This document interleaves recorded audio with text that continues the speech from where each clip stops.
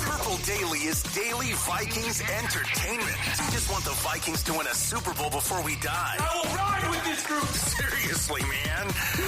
Please. And away we go.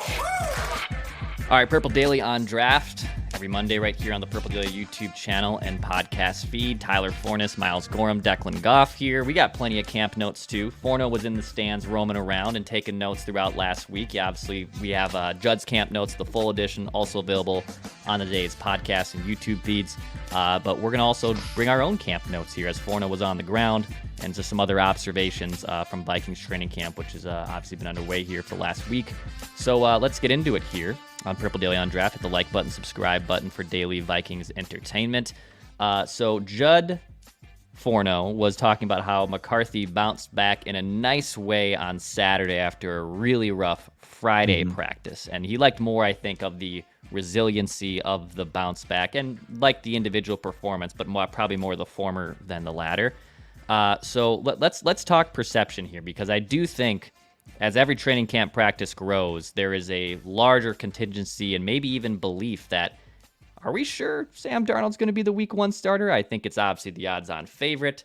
But what did you notice about JJ McCarthy? And maybe are Vikings fans jumping the gun of naming him the starting quarterback a little too soon? I'm just going to put it blunt. He's not ready, and people need to calm down. When you watch McCarthy in practice, you see the wow plays and you see the vision of what the future could look like. And it's very exciting. And I don't want to tell anybody they shouldn't be excited. You should be. He's making some really good plays.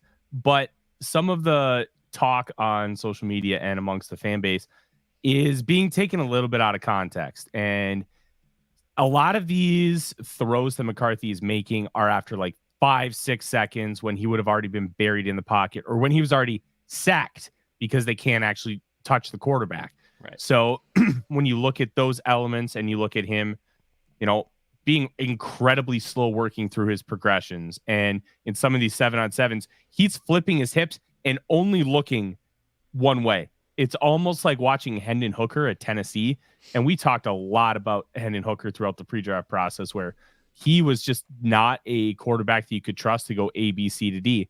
And I think McCarthy, you can do that, but it's very slow right now because he's adjusting to the NFL. And that's okay. We're not asking for McCarthy to be perfect right now. We're asking McCarthy to grow and develop, and I think we're seeing signs of it.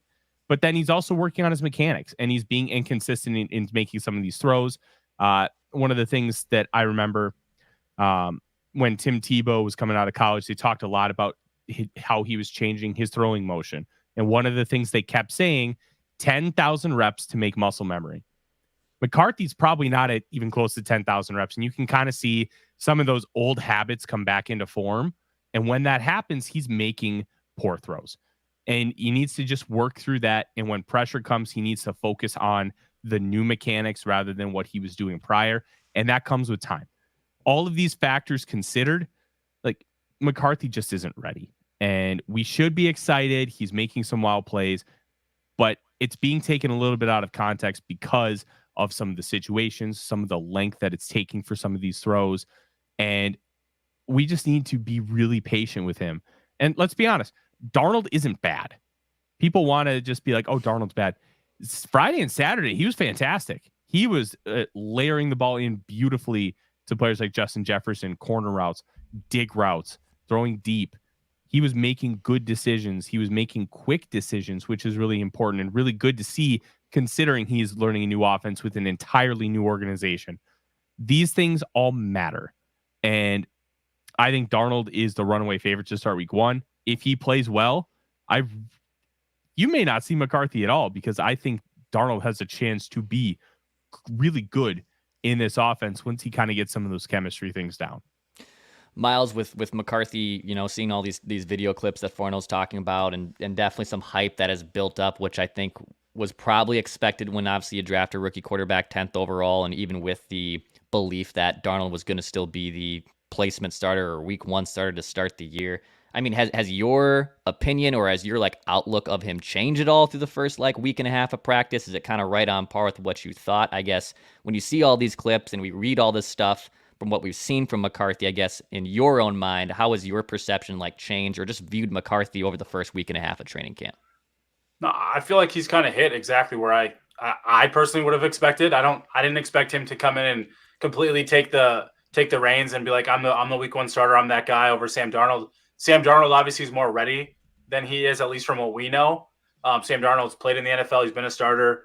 JJ McCarthy's 21 years old, new to a system, new to the NFL. So I don't think there's ever been enough.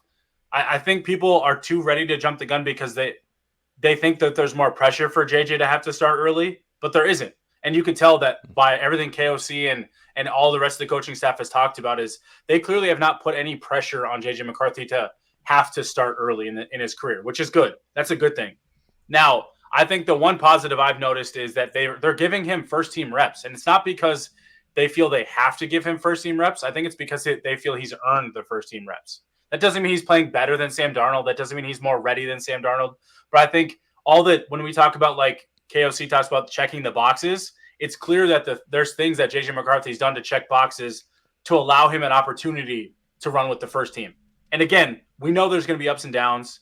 We know that there's going to be highs and lows, and we know all that. But it's clear that there's enough going on the good side, whether it's in the meeting rooms and even some of the plays on the field, that they're liking what they're seeing at this stage. Now, that doesn't mean we know what they expect from him this year as a rookie, but it's clear that there's no high expectations. And that to me has always been a good thing. Putting too many expectations on a rookie just creates you create a bar that you have to hit, that JJ McCarthy is going to have to hit. That's just not reasonable. And that doesn't mean he won't pass it, he won't hit it or exceed it. It just, you can't put these guys in situations where you expect them to be at a level this early in their career. And so I think they've done right by JJ McCarthy so far. Forno's obviously been there to see it. I haven't seen it as much. I've just seen a lot of the clips and a lot of the reporting, but I can't sit here and say whether I know he's ready or not. Mm-hmm. But I do know that I trust KOC to determine what that timing looks like. And it's clear that they like what they've seen, and everything that he's seen so far has been trending upward, which is a good thing. So now we'll see. I think the preseason is really the next step for what we expect it, what that barrier is or what that bar is for JJ McCarthy next.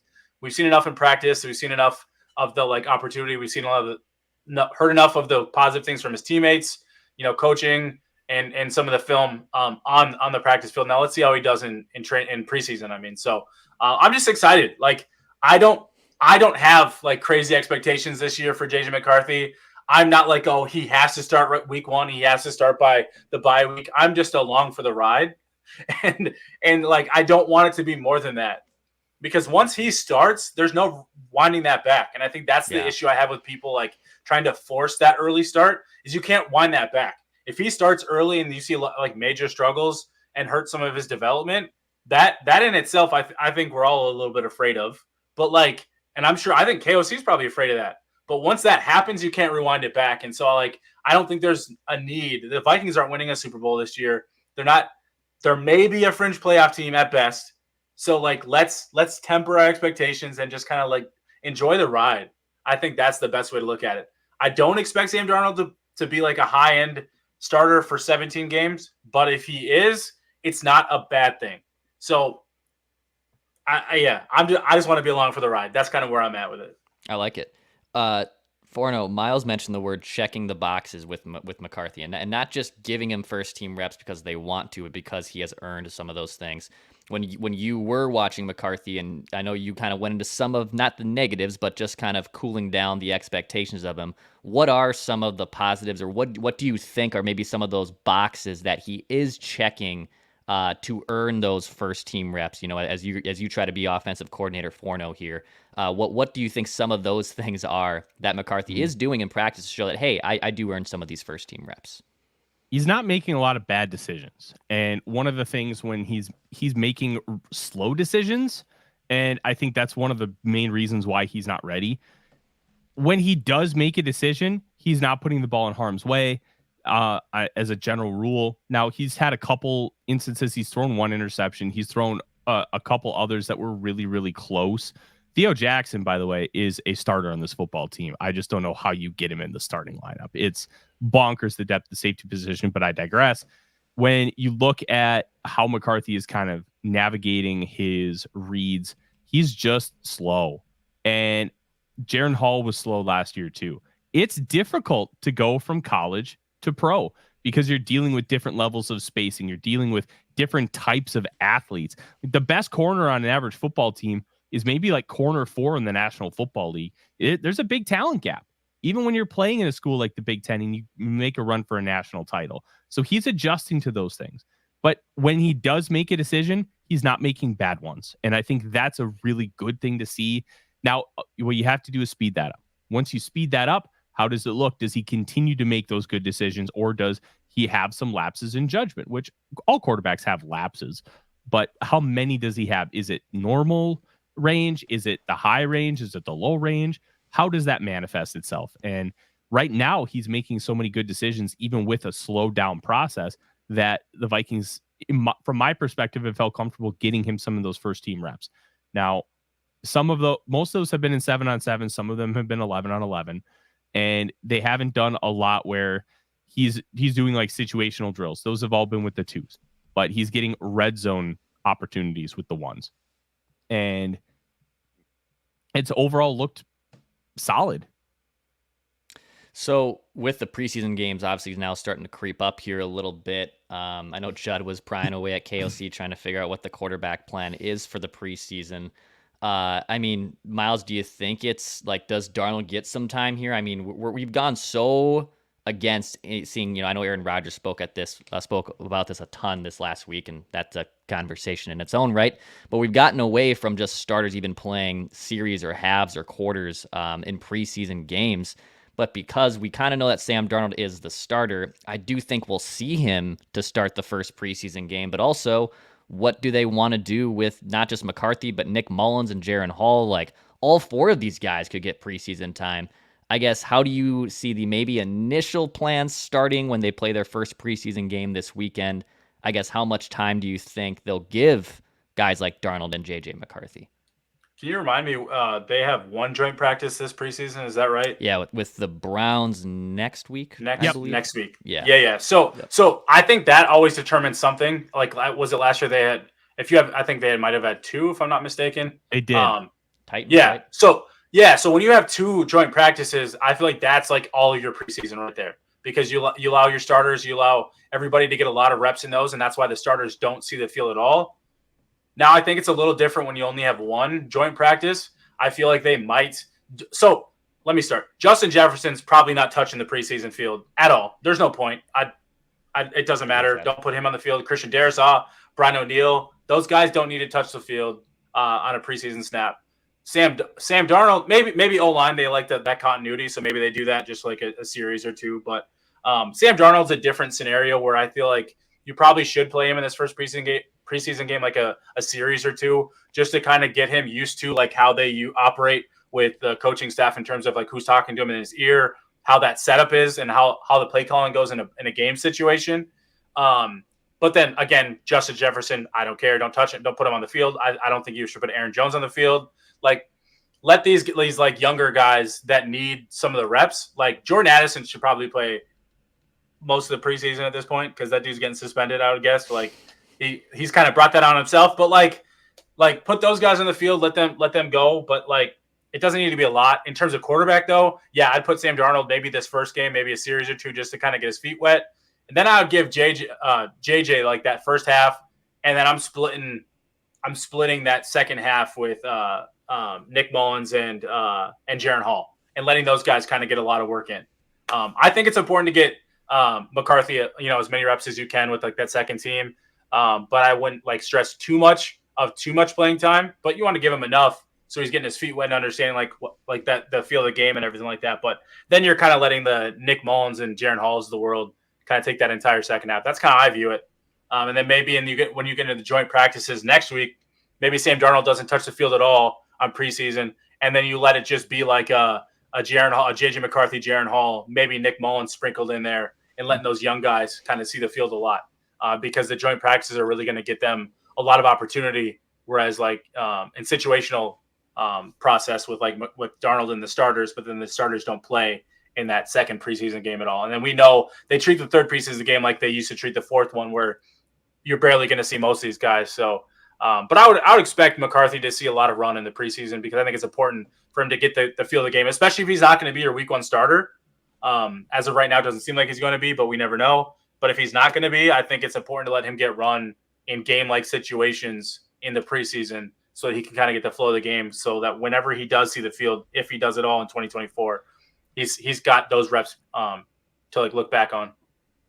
So are they going to see a lot of Jaren Hall, do you think, Forno, in preseason games? Like, do you think Hall gets a lot of reps? I know they would probably like to sneak him on the practice squad, but also, like, is he a viable candidate to be snatched by someone? I know once you're on the practice squad, obviously that's obviously always an option, but what do you think their long-term plan is with Jaren Hall? Like, is he kind of the afterthought here, just with McCarthy being the heir apparent and Nick Mullins being more savvy, veteran-tested guy? Is Jaren Hall maybe the odd man out here? I think they're going to give Jaren Hall every opportunity to make the roster in the preseason because Nick Mullins, solid backup, but you have Sam Darnold this year, and if you keep Jaren Hall, you got 2 years of him as a backup on a rookie contract, and that's incredibly valuable for salary cap purposes. And I believe that Mullins is probably on the trade block if Hall plays well. And if you can get any kind of draft capital back for Nick Mullins, I think that's a massive win for your organization, considering where things are at this upcoming offseason with the draft. Only projected to have 4 picks with that 1 third-round compensatory pick coming in for losing Kirk Cousins. Like, they like Hall. Even with the struggles against Green Bay, they still like Hall. And if he plays really well during the preseason, which if last preseason was anything, he improved every single game. So if he does the same thing and looks even better, I could see a situation where you keep Hall as QB3. They've given McCarthy almost every possible rep they can outside of Sam Darnold in training camp practices. My guess is McCarthy will be ready to be QB2 by the end of training camp, and then you can potentially get some capital back from Mullins. As far as sneaking back onto the practice squad, it's interesting because players don't often get claimed. I think it's like an average of 4 to 6 guys get claimed after the 53-man roster cutdowns. It's not very many. So I think people will go back and the Kansas City Chiefs claiming Tyler Thigpen. They'll kind of point to that, which, look, that's a real thing. I think you might be worried about the Cleveland Browns because you get that extended look in joint practices, which is how the Chiefs got Thigpen. But if you really want to keep him and you're worried about losing him in waiver cutdowns and that whole process, then you probably just keep him on the roster and figure it out. I think it's all going to depend on how Jaren Hall plays, though, because if he plays well, you're going to want to keep him on the roster, and he's going to be a very inexpensive option for you during JJ McCarthy's first couple years. We haven't heard much about Jaren Hall. I don't know how many reps he got during camp so far, but what have you seen from him for camp? Because I feel like I haven't heard anything. Obviously, it's the JJ McCarthy show right now, which is totally fair. Mm-hmm. But like, even with Darnold and Mullins, there's something I'm hearing some things about those guys. I haven't really heard anything about Jaren Hall, and it feels like he's kind of in a situation where it's like I would assume he understands the offense. Otherwise, I don't think they would have started him last year. I think the offense is probably something he's comfortable in, but like from a on the field standpoint, how has he looked even in limited reps? He looks really good handing the football off, Miles. He looks really good. Hasn't gotten a whole lot of reps. Now they do receiving drills where they kind of run like concepts. Like you'll have like dagger concepts usually. And stuff. Yeah, yep. On air. And I mean, the ball looks good coming out of his hands. It's got a little bit less zip than McCarthy, and I think that's pretty noticeable. But he has gotten some 11-on-11 and 7-on-7 reps. He and Mullins have gotten about the same amount because they've been really focusing on Darnold and McCarthy. But he ripped one into Deshaun Jones, who's been one of my standouts during training camp so far.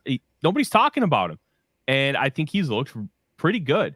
I think he's guaranteed him a spot on the practice squad and maybe an active roster spot, considering the Vikings did invest that much money into him in the UDFA process. But that's a whole different story. He's made a couple good throws. I think preseason is going to be the really big opportunity for him to really get some playing time because of how much effort has been getting McCarthy and Darnold up to speed with this offense. Transitioning to the defense, so let's maybe take a look at that safety room that Forno was just talking about here, which has now become incredibly deep. Harrison Smith's in his last year, but Theo Jackson continues to shine. Obviously, Cam Bynum, he could even still be an extension candidate before the season starts. That room looks pretty good. You got Josh Metellus that can just like basically play almost any position.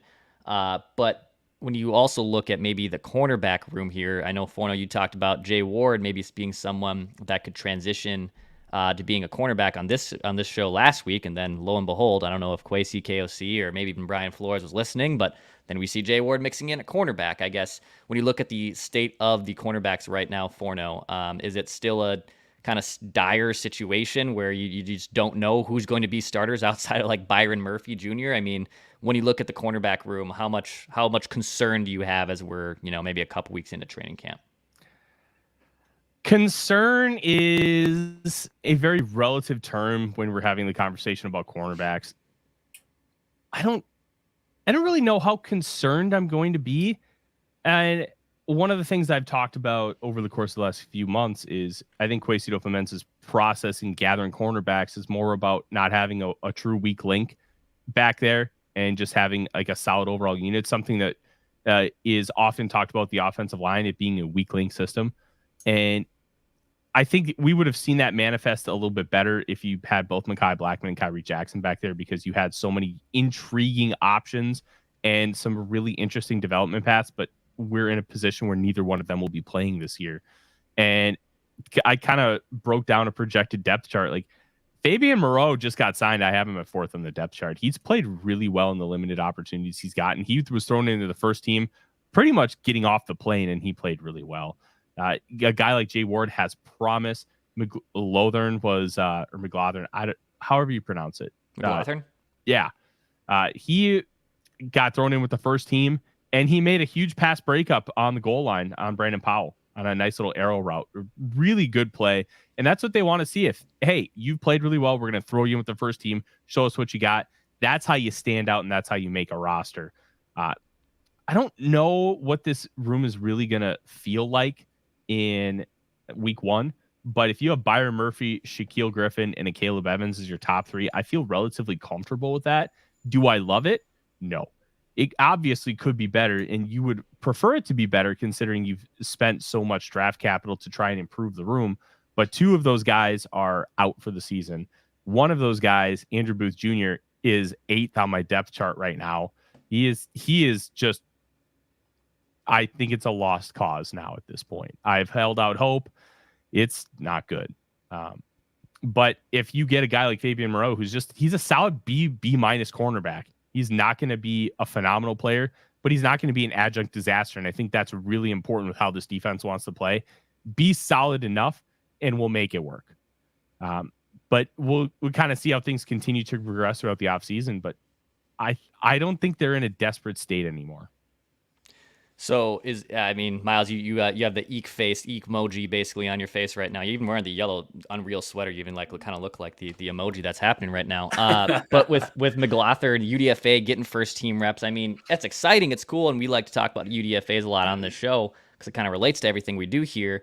But I mean, are you still really concerned with that position? I mean, it's one of the thinnest in the NFL, and they're looking like they're trying to get some guys like to try to stick there, but Andrew Booth clearly is on the outside looking in. I mean, losing Mekhi Blackman clearly is just a huge gut punch to that room. He was supposed to have obviously a big role on that team, and he tears his ACL. Obviously, the tragic passing of Kyrie Jackson. It just nothing seems to be going the Vikings' way in that position group, and I don't know. I have like scars from the end of the Les Frazier era where, you had Josh Robinson and just cornerbacks being picked apart by Rodgers and Stafford and Jay Cutler. I don't think it's going to be like that dire, but man, like that room is one of the thinnest in all of football. I mean, it gets dire if just one injury, even with Shaq Griffin out, that's like McLaughlin is getting first team run. And it's like, well, dude, he kind of has to, because they're like Andrew Booth again, like, you look at the depth chart, and it's unfortunate. Like when you're talking about weak link system for now, I'm like, man, there's a few weak links in there. Like, and if one guy goes down, I mean, shoot, what you like Fabian Moreau? I think Fabian Moreau is like a solid like depth piece. I got no problems with like him being on the roster, him being like a 5th cornerback on your team. But asking some of these guys, maybe even a 4th, if it's got to come down to that. But like, you're just in a really tough situation. Like, I know they did everything they could going into training camp with like expectations of improving that room. Obviously, unforeseen circumstances happen, and you have to kind of adjust on the fly.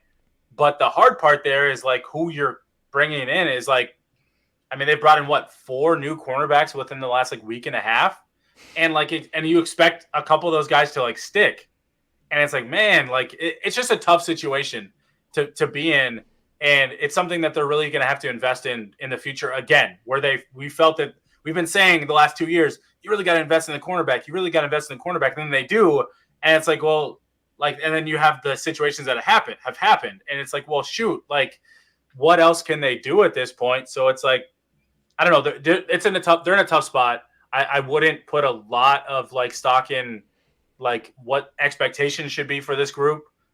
You hope somebody like Byron Murphy plays better in year 2 under Brian Flores. Hopefully he can find a spot and really stick there. I know the hope was to have him play nickel, but with all the injuries, he's probably going to have to play a little bit more dual.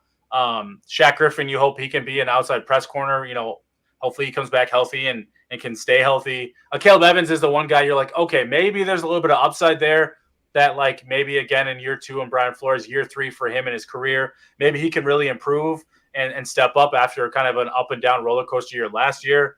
But then like when Andrew Booth Jr. comes in and just does not look like NFL capable at this stage, it's just really tough. Because like after all the situations with Mekhi Blackman and Kyrie Jackson, you just hope a guy like that could maybe step up and even just be a depth piece, but he's not even looking like that. So it's like you're asking Dwight McLaughlin, Fabian Moreau, Bobby McCain, Jay Ward to step in and be guys that are contributors for you. And it's like, that's a lot of expectation for some of these guys. And I just think it's tough.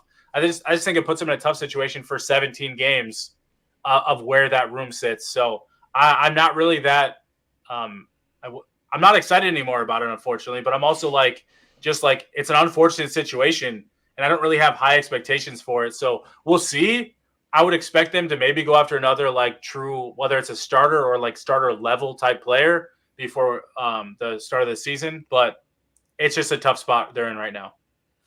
So Theo Jackson, though, Forno, you mentioned him kind of in passing, and he continues to obviously look pretty dang impressive. Do you think we're going to see like multiple safety on the field or like rotations, maybe I should say, because obviously Harrison Smith's up there in age. Cam Bynum's plays a ton of snaps too. Where does Theo Jackson fit into this equation? Like, does he still get a good amount of run? Is this going to be trial by fire? How does Theo Jackson fit into Flores' plan when the regular season does probably start? It's a great question. I wonder if the Vikings might try to be a little creative and do like a ginormous nickel package with 4 safeties and 1 corner. Bynum, it has flashed a little bit of man coverage skills from the slot. Metellus obviously has skills to play in the slot as well. I would not put Bynum on an island at corner, but with the amount of blitzing and zone that this team does, I think you could probably get away with it by having a lot of these multiple safety sets. Plus, you have a guy like Harrison Smith who's in his mid-30s, and maybe you just rotate him out for a few plays here and there. And instead of playing 99% of the snaps, you play him 80%, and you give Theo Jackson that 20. And maybe you give Theo Jackson 10% of Metellus and Bynum. All of a sudden, he's playing 40% of the snaps, and you don't really see a massive drop-off because of how well he's playing. He's all over the field. He and Brian Asamoah II have been probably the best players on defense from a standpoint of just standing out. And they've just been all over the field making plays. Jackson's got an interception to his name. He's got a couple others that were really close, got some pass breakups, just been flying everywhere. And when Harrison Smith decides to call it quits, Jackson can just step right up. It also may make a Cam Bynum extension a little bit more, for lack of a better term, difficult because, well, Bynum potentially would want to stay and the Vikings may want to keep him, but well, do we pay Bynum around $12 million, which is what I see his market value as? Or do we keep Theo Jackson, who's still on a rookie contract, and not give Bynum that kind of money? And those are conversations I bet that they're having in the building right now. Regardless of how the future plays out, this year, Jackson deserves to play some significant snaps because of how well he's progressed. And they found a gem on the waiver wire. And every so often you get one of these guys. Take advantage of it. He's playing really well. Give him the opportunity, and let's see what happens. I would be, not be doing my lovely job here if I wasn't mentioning Will Reichard pretty much being pretty damn locked in at training camp, and as Miles puts his head down there. John Parker Romo gets waived, so I thought we were going to have like more of a kicking competition. I will be honest. I thought that was going to linger in a little bit more. But Will Reichard, he's the kicker. Are we good with this, Miles? I know you're super excited to talk about kickers and just the state of kickers going forward. But Will Reichard hitting some from 50 plus, looking like he has a big leg here. He's this weird Alabama prodigy that went to kicking camps as a teenager for football. Will Reichard, is he at least getting some type of approval in the Miles playbook of kickers at training camp? Yeah, I mean, he's doing what he's supposed to be doing, right? Like, I feel like the best thing about like specialists is like if we don't need to talk about them a lot because they either are or aren't doing their job. That's kind of like what it is. It's like it's a pretty black and white position, and he seems as of right now to be doing his job. So like, I don't like see a lot of like, I don't get excited about kickers. I guess like the way people do. We don't have Justin Tucker. Maybe he becomes the next Justin Tucker. I'm not holding my breath right now because it's just like I'm at the point like he's kicked enough. He's kicked well enough in camp. Let's just see him do it in games. That's just kind of where it's gotten to the point. It's like now do it in games. Cool. Like you didn't practice. Great. That's awesome. Let's see it in games. And that's like, to me, I'm like, that's just where I'm at. Like, I don't really have much else to say. I'm not a kicking expert. I don't know what like his plant leg, when the plant leg comes down, like how all that stuff happens. I don't know any of that. So like he's making his kicks. He's making long kicks in practice. That's great. Now let's just see it happen in a game. Games, not just games. Games. Yeah, seriously though. Awesome stuff here, boys. Purple Daily on Draft every Monday right here on the Purple Daily YouTube channel podcast feeds. We'll have another edition of Purple Daily on Draft next week, plus some future announcements on the state of this show and other spinoff shows that are happening here at Purple Daily as well. So hit the like button, subscribe button, go find some Judd's Camp Notes. We'll have more this week. Appreciate you guys listening and liking Purple Daily. We'll be talking at you next week.